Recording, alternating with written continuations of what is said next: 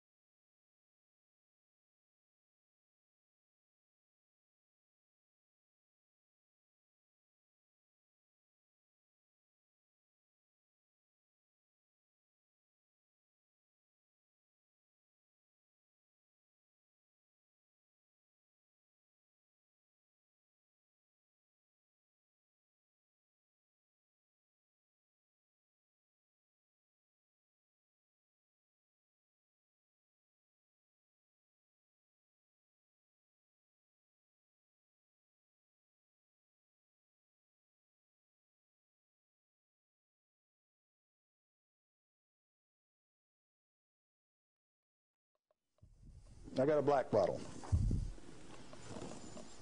Good stuff comes in white bottle. A bottle of no-dose. You can send children down to the drugstore to buy no-dose. All they need is money. In this are 660 white caffeine pellets. In this one is uranium oxide, U3O8.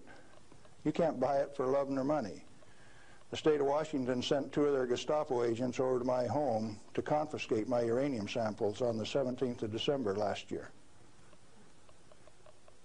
Got a challenge. I'd like to have somebody in the room volunteer to take all of this bottle or all of this bottle. The only thing that I'll tell you is that one of them won't hurt you and the other one will kill you. Do you want the white stuff or the black stuff? White stuff? You do. There's enough in there to kill 4 men your size. The government says we got to ban this material. It's radioactive. Let's check it in the bottom of the bottle. Not very radioactive. Let's take the cap off. Oh goodness, very radioactive. This instrument will only count gamma, energy. It's just energy. Light's coming from those lights, only you're getting lots of infrared from the lights as well as ultraviolet. Energy response, and it's very carefully damped to only discriminated so it only gets the energy that comes from this. I don't want it to respond to a light, just to this. Cost me $1,000 to get an instrument that will just respond to this and not to that. This is radioactive by any definition. Radioactive material giving off radiation that is read by an instrument like this. The daughter of this, radon, cannot be read on this instrument because it gives off alpha particles. An alpha particle is a dye-positive particle that comes from the nucleus. It has 2 protons and 2 neutrons, therefore an atomic weight of 4, and it's minus 2 electrons. And if you grab it with a high ionization potential counter, it'll count. But if it travels 2 inches in air or through a piece of paper, it picks up 2 electrons, 2 beta particles, if you will, and becomes helium gas, and it won't count on an ionization chamber. Did you know that this thing right here is giving off helium gas? Alpha comes from uranium. Okay, radioactive material. You pour it out in the hand, and that's radioactive contamination. Is it radioactive? Yeah, it is. Very radioactive. Now, decontamination is nothing but scooping it back up and putting it into the bottle. I just now decontaminated my hand. No, I didn't do such a good job. Not good at all. Is it still radioactive? Yeah, that's called residual radioactivity. Now, under the decontamination rules of the government, when you decontaminate somebody like this that's that contaminated, and this is certainly a reportable incident under current DOE regulations, when you decontaminate him, it has to go down a controlled drain so that you don't disperse radioactivity. Do I qualify as a controlled drain?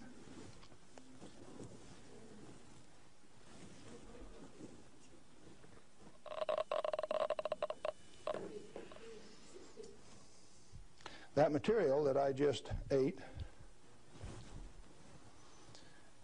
is not soluble in body fluids.